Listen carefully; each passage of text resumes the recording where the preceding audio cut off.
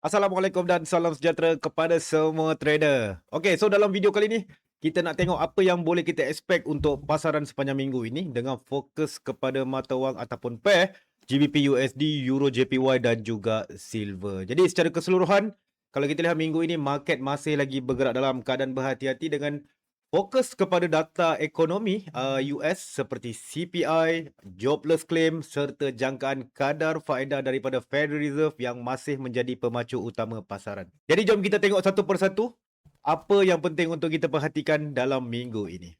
Baik, kita mulakan dengan GBP USD. Minggu lepas, GBP USD mencatatkan pergerakan sekitar negatif 0.5% sehingga negatif 1.0% menunjukkan tekanan daripada kekuatan US dollar. Setakat ini, dolar masih disokong oleh data ekonomi yang agak stabil dan jangkaan bahawa kadar faedah mungkin kekal tinggi lebih lama menyebabkan GBP ditekan sepanjang minggu lepas. So kalau minggu ini data US keluar lebih kuat daripada jangkaan, contohnya CPI ataupun data pekerjaan, kita boleh nampak GBP USD akan terus berada di bawah tekanan.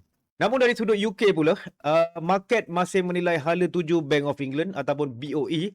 Jika ada signal bahawa kadar faedah UK kekal tinggi, ini boleh membantu merangsang ataupun meningkatkan kekuatan pound untuk stabilize. So minggu ini kita akan fokus kepada data US dan juga reaksi market terhadap USD. Jom kita lihat apa yang berlaku kepada carta GBP USD. Okey, di hadapan anda ini merupakan carta GBP USD. So apa yang kita boleh perhatikan daripada awal tahun, okey, pelemahan dolar pengukuhan dolar menyebabkan GBP USD tertekan sehingga jatuh ke paras 1.315 daripada paras tertinggi pada bulan Januari 2026 iaitu 1.386.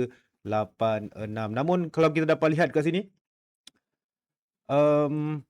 ada satu momentum breakout telah pun berjaya dilakukan di sekitar 1.324 dan kita lihat GBP USD terus membuat pengukuhan ke atas. Okey, so seperti yang kita sebutkan tadi, sekiranya data daripada USD pada minggu ini mengukuh, itu akan memberi sedikit tekanan kepada GBP.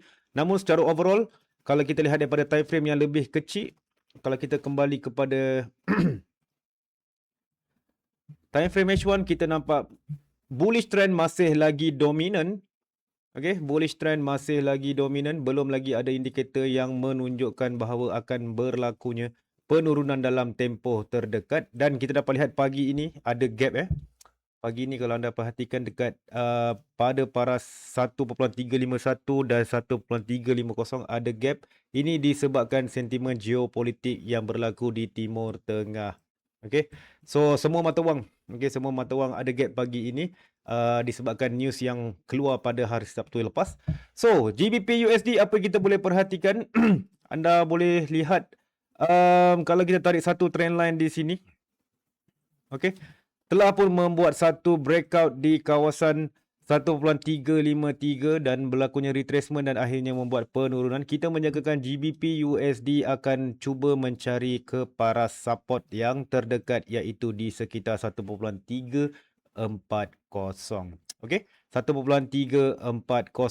Sekiranya pasaran pada minggu ini berjaya memecahkan para support seperti yang kita tandakan di bawah, kita menjangkakan GBP USD akan terus mencari significant support yang berada di bawah dan kita boleh tandakan di sekitar 1.321 di bawah. Dan sebaliknya seperti biasa, sekiranya rejection berlaku, sekiranya rejection berlaku di kawasan yang sama di support yang pertama, kita menjangkakan GBP USD akan terus mencari ke paras atas dan kita nak perhatikan di kawasan resisten. Kawasan resisten terdekat yang boleh kita perhatikan adalah di sekitar 1.369 which is jauh lagi lah. Tapi seperti yang saya katakan tadi, kita menjangkakan bahawa GBP USD akan cuba melakukan retracement setelah membuat straight daripada bulan 4 April, daripada 4 April 2026 sehingga 17 April 2026, rally yang berterusan kenaikan ke atas. Kita menjangkakan akan berlaku sedikit price correction sebelum rally diteruskan untuk mencari paras resisten di sekitar yang seperti saya tandakan di atas. Sekarang kita tengok kepada Euro JPY. Minggu lepas Euro JPY menunjukkan pergerakan sekitar 0.5% sehingga negatif 1.2% dipengaruhi oleh pengukuhan yen dalam beberapa sesi. Bila sentimen market menjadi lebih berhati-hati, yen kebiasaannya akan mengukuh sebagai safe haven currency. Dan ini apa yang kita nampak berlaku minggu lepas. Dalam masa yang sama, Euro tidak menunjukkan katalis yang kuat untuk push harga lebih tinggi. Jadi pair ini lebih mudah tertekan bila yen mengukuh. So untuk minggu ini, kalau ada geopolitik tension ataupun data yang membuat market menjadi risk off, kita boleh nampak yen akan continue mengukuh ataupun kuat dan Euro JPY sambung tekanan. So pair ini memang jenis ikut mood market sepenuhnya. Jom kita lihat apa yang berlaku kepada carta Euro JPY. Okey baik, kini di hadapan anda merupakan carta Euro JPY. Berlaku satu rally bullish, berlaku rally bearish sebentar tadi. Pagi tadi, disebabkan berita negatif daripada Timur Tengah. Okey, so yen menurun daripada 187.98 ke paras 186.341.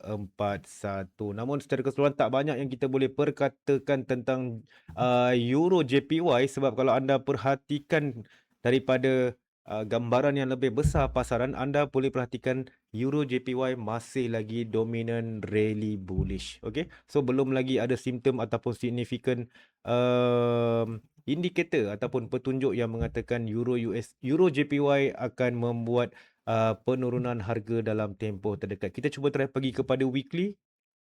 Okey.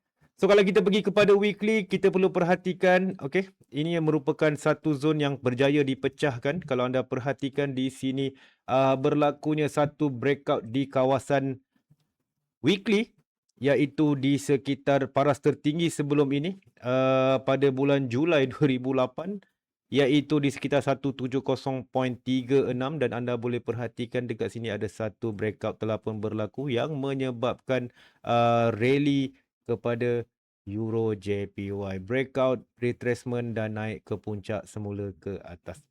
Okey. So Euro JPY tak banyak yang boleh kita perkatakan. Okey, seperti kita tahu bahawa sentimen daripada Timur Tengah menyebabkan demand kepada yen meningkat. Okey, fahamkan benda ni. Ketegangan di Timur Tengah, peperangan dan sebagainya ataupun suasana risk on akan menyebabkan yen akan mendapat tempias positif hasil daripada berita-berita geopolitik yang seperti kita sebutkan tadi. Namun daripada segi short period, anda boleh perhatikan ada satu base telah pun berjaya dipecahkan dan base tu telah berjaya dipecahkan dalam keadaan solid candle iaitu di sekitar 186.315. So kita menjangkakan bahawa Euro JPY akan cuba kembali ke paras breakout dan mencari paras support yang pertama iaitu di sekitar 185.392. Okey, 135.392. Okay, so secara overall, Euro JPY masih lagi dominan kepada bullish. Kita masih lagi menantikan sekiranya ada dominan breakout ataupun dominan bearish movement yang berlaku sepanjang minggu ini. Jadi sekiranya paras ini berjaya false ini berjaya dipecahkan ataupun paras significant support ini significant resistance ini berjaya dipecahkan, kita menjangkakan bahawa Euro JPY akan terus memuncak naik ke atas mencari paras yang lebih tinggi. Okey, baik, sekarang kita dah masuk ke pair yang ketiga iaitu silver XAG/USD. Minggu lepas silver menunjukkan pergerakan positif di sekitar 1 sehingga 2% dengan beberapa retracement kecil sekitar 0.5% sehingga 1% sepanjang minggu. Kenaikan ini menunjukkan bahawa masih ada demand dalam pasaran terutamanya bila sentimen global jadi sedikit berhati-hati. Tapi dalam masa yang sama, silver juga banyak dipengaruhi oleh US dollar itu sendiri. Kalau USD strong, silver kebiasaannya akan struggle untuk naik lebih tinggi. Dan silver ni memang terkenal dengan volatility yang tinggi. Bila dia breakout, dia boleh jalan agak laju. So dalam minggu ini kita perlu perhatikan pergerakan USD dan juga sentimen global. Jom kita lihat apa yang berlaku kepada carta silver. Okey, baik, di hadapan anda ini merupakan carta silver. Okey. Jom kita lihat apa yang berlaku kepada silver. Tukarkan kepada trendline. Apa yang kita boleh perhatikan telah pun berlaku satu breakout. Okey. breakout di time frame H4. So kalau anda boleh perhatikan, breakout telah pun berlaku di sini dan retracement telah pun berlaku dan telah touch ke kawasan trendline yang kita tandakan, dan kita dapat lihat silver sedang melakukan rally semenjak 2 April sehingga hari ini. Okey, kenaikan masih lagi bersifat bullish. So kalau kita tengok daripada time frame yang lebih kecil, apa yang kita boleh perhatikan?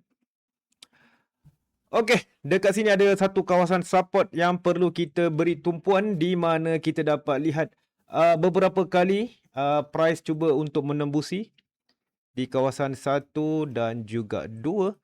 Okay, kita boleh perhatikan market masih lagi belum berjaya menembusi base yang telah kita tandakan. Namun sekiranya kenaikan ini bersifat sementara, base berjaya dipecahkan, kita menjagakan silver akan mencari para support yang terdekat yang lebih signifikan berada di bawah. Dua zone yang boleh kita ambil kemungkinan dan possibility untuk kita perhatikan, iaitu di sekitar 75.71 dan satu lagi di sekitar kawasan 72.81. Tapi seperti yang saya sebutkan, secara overall, pada pandangan yang lebih jauh ataupun gambaran yang lebih luas, silver masih lagi dominan kepada bullish.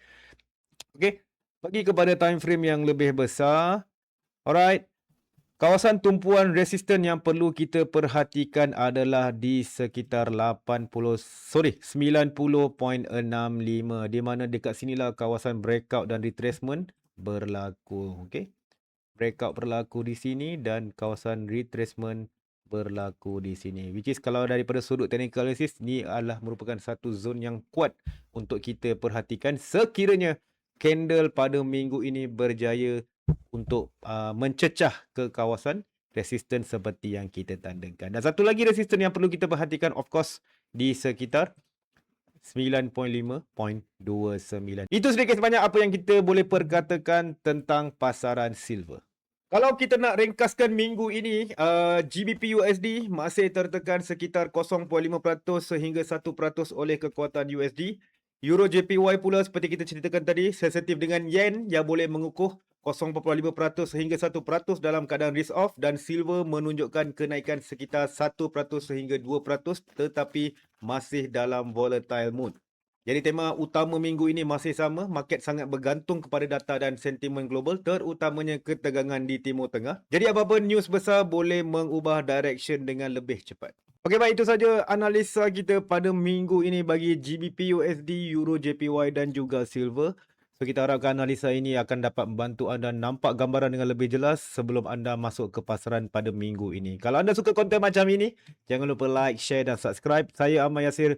Jumpa dalam analisa kita yang seterusnya. Trade smart dan sentiasa jaga risk management. Assalamualaikum dan bye-bye.